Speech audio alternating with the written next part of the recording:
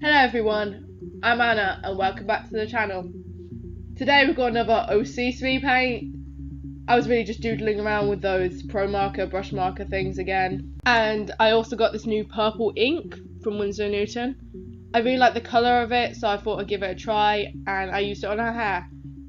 What's quite funny is actually the character doesn't have purple hair, but it's close enough because she has an auburn hair tone naturally, so I figured it works. Anyway, this is actually one of my most favourite pieces I've ever done. I think something about the eyes just really draws me into the piece, so I'm really pleased with this. I was so pleased actually I went and made it into a sticker for some of my folders. With this piece, I was kind of experimenting with things again. I wasn't really too sure how to go over her hair with the PROMARKERs. I actually started using this lighter purple, but then realised that it wasn't showing up well, so I used my darker purple.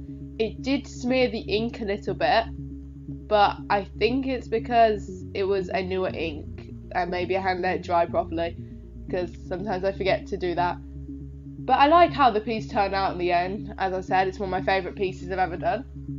I think her hair is probably my favourite bit because of how it just flows down her, and the line work on top of it with the PROMARKER kind of just brings it all together and makes it look like it's full of strands.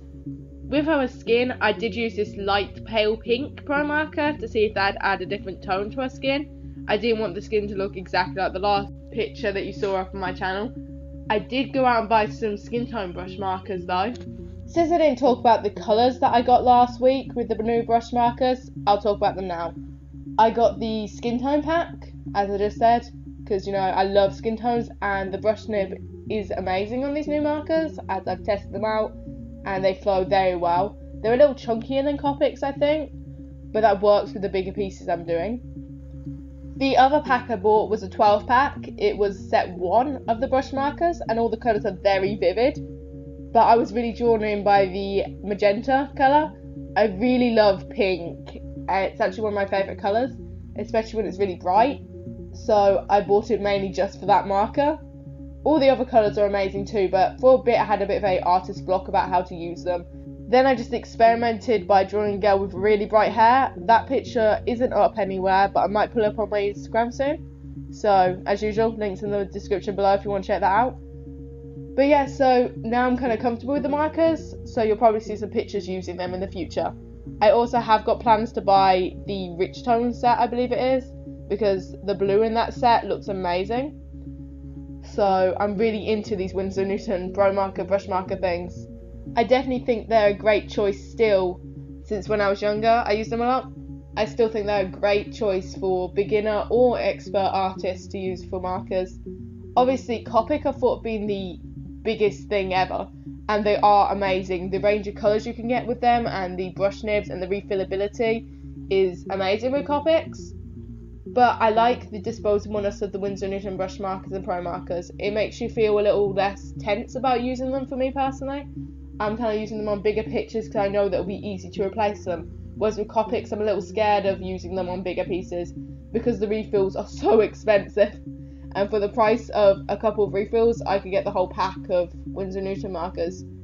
So for me, I mean, it's not really cost effective in the long run, but I'm enjoying the freedom the markers give me, and I think a lot of artists who don't have a lot of funds would enjoy the markers too, because they're less investment. With Copics, you do make an investment with them because of the longevity of them, but I think these markers are great for artists who don't want to make a big investment.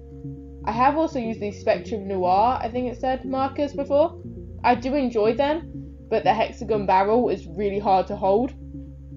So between those markers or the Winsor and Newton ones, I'd definitely go Winsor and Newton. Also, the fact that I can get a brush marker pack with the Winsor and Newton ones is so much better, because the Spectrum Noir, you have to kind of buy the nib for a brush marker and kind of shove it in.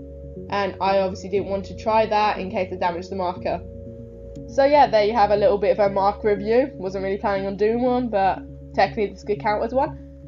But yeah, I think we're running out of time since this is a kind of short video. So I'll see you next time. Please leave a like or comment if you enjoyed the video. Instagram links down below along with all the materials I used. And I'll see you next time. Bye!